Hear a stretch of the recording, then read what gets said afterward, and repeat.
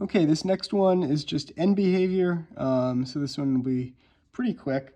Remember that end behavior depends on the sign and the even or odd status of the power on the leading coefficient. So you really only need to look at the leading coefficient.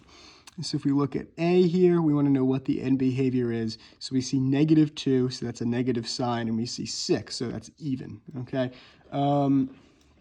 So remember that with the even ones, we have symmetry, okay? And when you have a negative, it's both down. When you have a positive, it's both up, okay? So we want to see the answer that says falls to the left and falls to the right, and that's this bottom option here, okay? Then moving on to B, again, we have a negative sign, okay? And we have now an odd power, okay, 3. So remember odd, you go kind of in opposite corners. And when it's positive, you start low and end up high.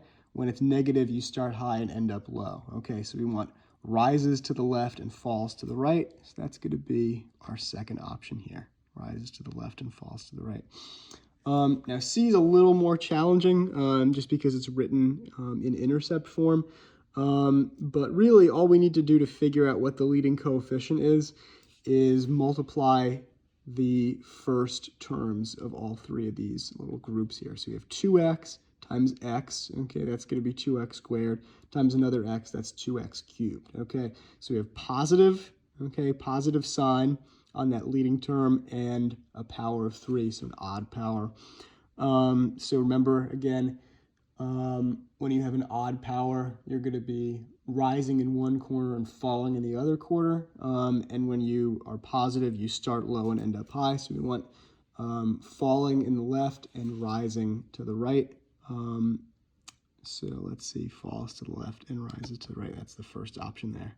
So, so that's about it for that problem.